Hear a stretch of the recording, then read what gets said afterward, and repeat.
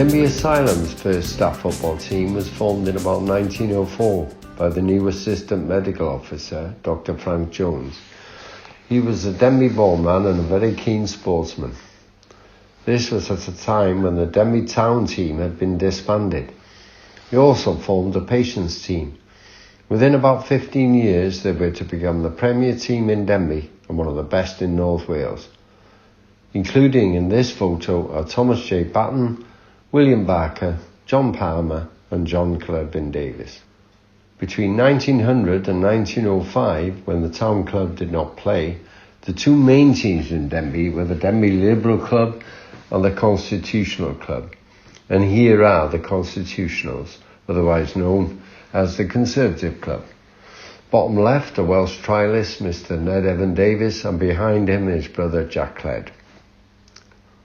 This was the newly reformed Denbigh Town team after a 5-year gap. Things must have gone well for the next few years because by 1910 the Denbigh Club had high ambitions and had applied and were accepted to the Combination League, playing teams of a higher standard like Crewe, Bangor and Wrexham. It's fair to say that things did not always go well though, as this letter in November 1910 in the Denbighshire Free Press implies. Denbigh dribbles.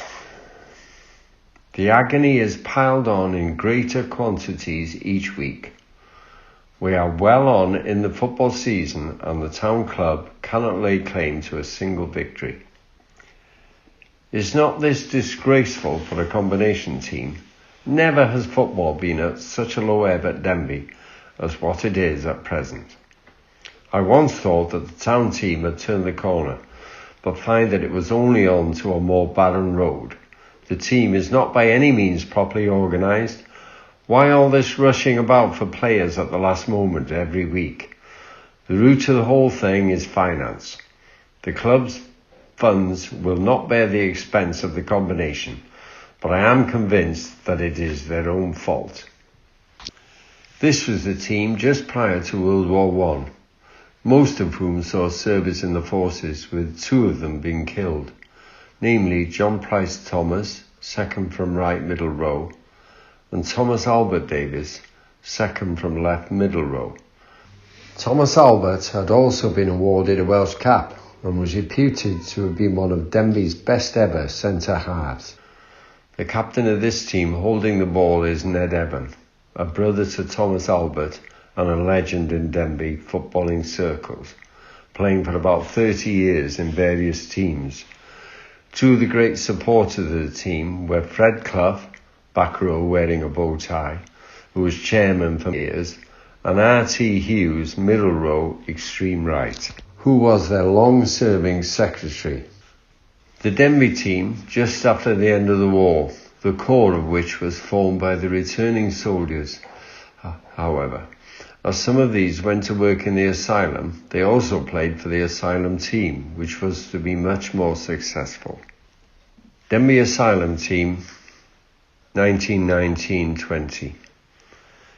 The asylum team had reformed, most of their players having returned also from the forces, and were a superior side to the town, winning both the Challenge Cup and the League in the first season, and going on to win the Challenge Cup again in the following season.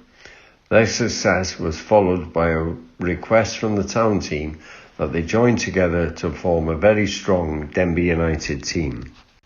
In the 1921-22 season, Denbigh United was formed, creating a very strong team, which in the 1923-24 season won both the Welsh FA Amateur Cup and the North Wales Coast FA Amateur Cup, making them one of the best amateur football teams in the Principality.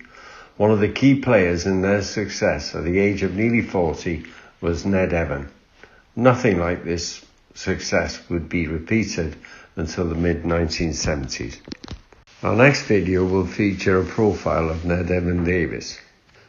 Also in this photo, second from the right in the back row, is Warren Lewis, who was wounded 5 times in the war and awarded the military medal, next to Bob Evans with his international cap.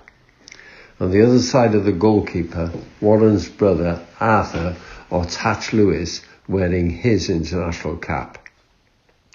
1924 was the pinnacle of Denbigh's early history. As for the rest of the decade, they achieved limited success.